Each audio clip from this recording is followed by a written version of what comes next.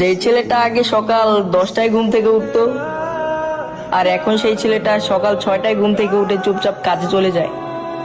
মায়ের সাথে খাবার নিয়ে ঝামেলা করা ছেলেটাও আজ সামনে যাই পায় তাই চুপচাপ খেয়ে নেয়।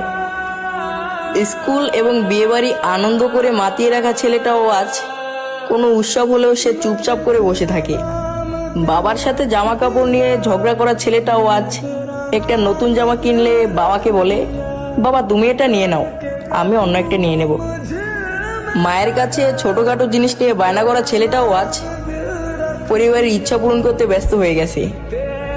হ্যাঁ, আমরাই ছেলে মানুষ, আমাদের জীবনটা এরকমই হয়।